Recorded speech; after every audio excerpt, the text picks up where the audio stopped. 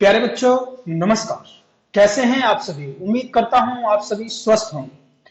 प्यारे बच्चों, हम लोग कर रहे हैं ग्रामर सीरीज और हम लोगों ने पार्ट्स ऑफ द स्पीच कर लिया है। पार्ट्स ऑफ द स्पीच में बहुत आसान तरीका मैंने बताया है कि भाई किसको पापा कहना है, किसको बेटा कहना है और किसको मम्मा कहना है। तो बहुत आसान तरीके से आप पार्ट्स ऑफ द स्पीच वहां से सीख सकते हैं। यदि आपने ये चैनल सब्सक्राइब नहीं किया है तो प्लीज चैनल को सब्सक्राइब कर दीजिए, सो दैट कि आपको जो इंग्लिश ग्रामर है बहुत आसान तरीके से आपको समझाया जा सके। आज हम लोग कर रहे हैं parts of the speech practice set number 2। प्यारे बच्चों देखिए, ये 10 क्वेश्चन है। They are the 10 questions for you.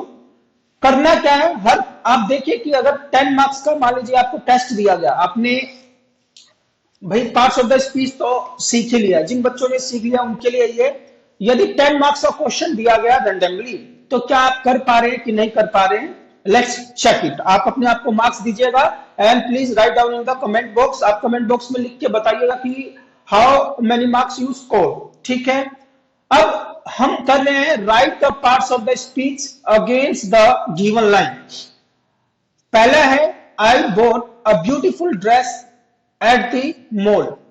अब ये आपको बताना है कि ये ब्यूटीफुल है, जो अंडरलाइन है, ये पार्ट्स ऑफ द स्पीच में कौन सा पार्ट आएगा? ब्यूटीफुल विशेषता बता रहा है ना। ड्रेस कैसी थी? It was beautiful, so you will write adjective. क्या ये एडजेक्टिव है? आप यहां पे क्या लिख देंगे? Adjective.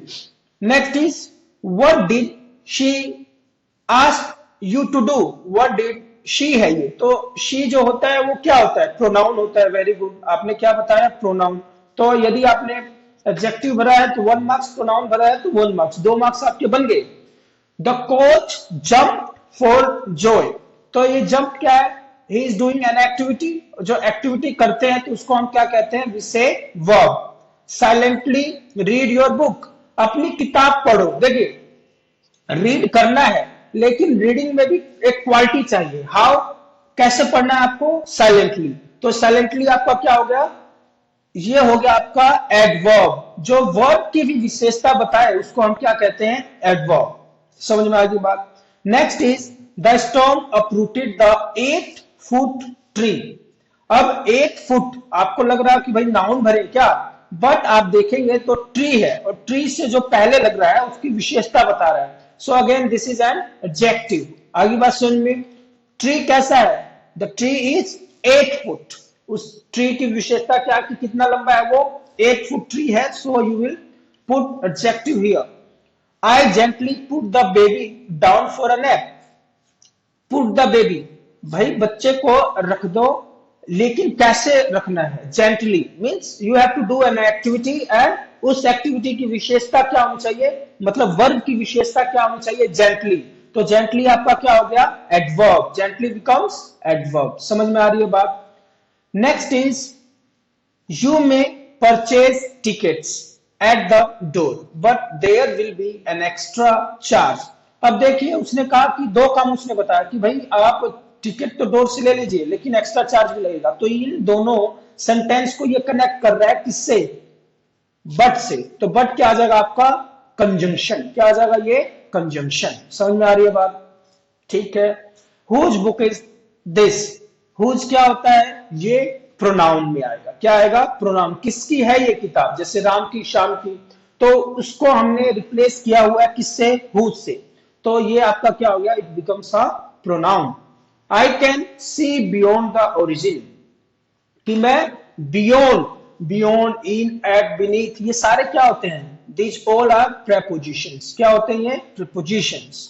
Next is oh I didn't realise that it would be so dark in the forest.